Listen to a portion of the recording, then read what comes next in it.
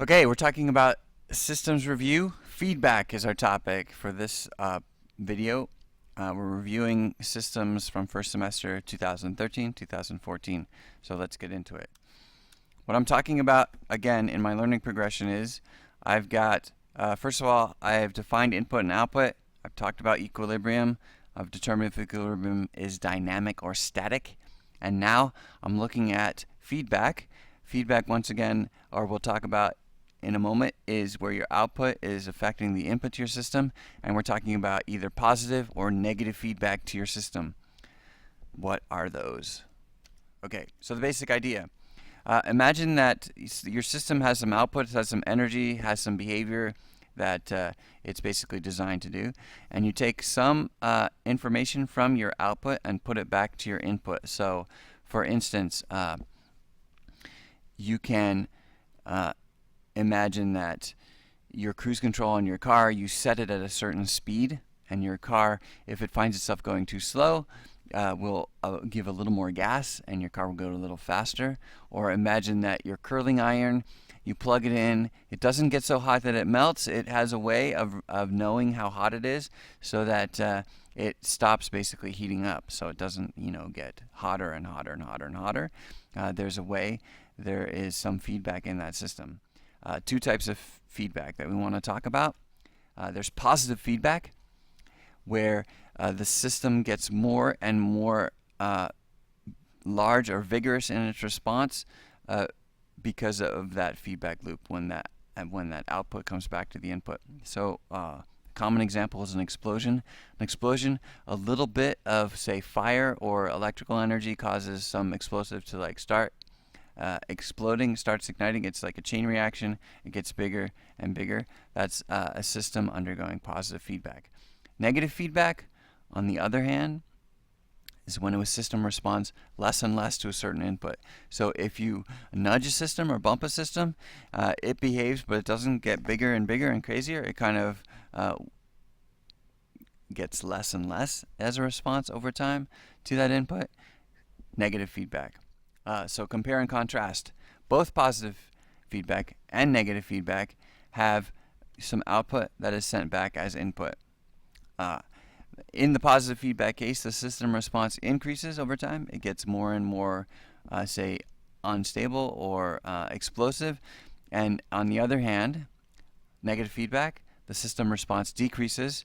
An example would be maybe thermostat, which when you set it for a certain temperature in the summer for your house, the air conditioning will come on if your house gets too warm, the temperature, and then the air conditioning will turn off when your house gets cool enough, where you set your thermostat.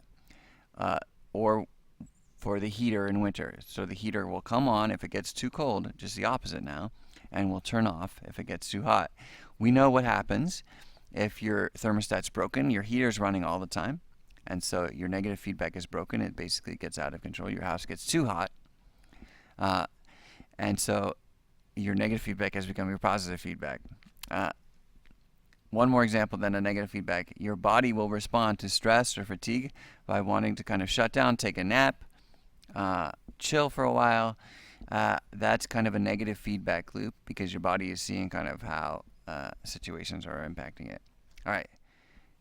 You really need to get beyond these common kind of terms around positive feedback or negative feedback. It's like you do something in class, your teacher says, hey, good job, or your friend says, good job. It's positive feedback. That's not really what we're talking about. We're talking about you nudge a system in a certain way by taking its output and putting it back in its input, and positive feedback, it gets out of control and goes kind of crazy.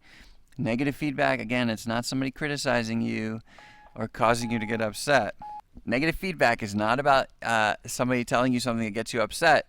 Negative feedback for systems is about some input that goes, or some output that goes back into your input and then helps your system kind of get more quiet or calm down a little bit. All right, so I'd like to go over this example that we were talking about yesterday. Remember, I have water hitting my wheel, taking some mechanical energy here, turning it to electrical energy coming over here into my heater and causing that to build up some thermal energy in my water. So what would happen if I had a negative feedback loop if I took some of this output here and put it in or affected my input. So imagine this. I could take some of this steam and somehow cause it to turn off my water supply here. So I'm talking about negative feedback. So I have some output, the steam or the heat, going and affecting my input.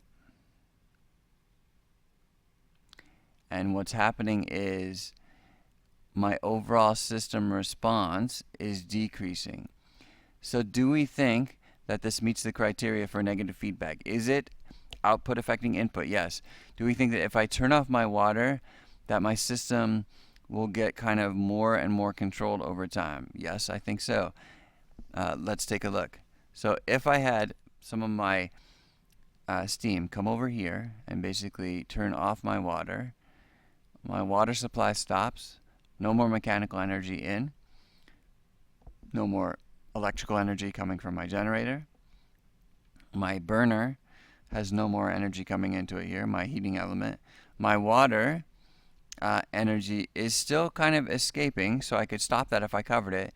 But most importantly here, my temperature, so how vigorous is this water boiling, is starting to decrease. If you watch this temperature here, it's going down slightly over time. So I'm in kind of an equilibrium. If I walked away, it would be hard to tell what had changed, except this right here would be going down. And so because the steam had turned off my water, we say there was some negative feedback. My overall system behavior got more controlled or less exciting. So now let's turn it on again. We talked about negative feedback just now. What is positive feedback? How could I imagine positive feedback affecting the system? So check it out. I've got this steam coming off. What if I could somehow take some of this steam, capture it, and make it come out against this wheel here? Imagine I could put like a little lid on here.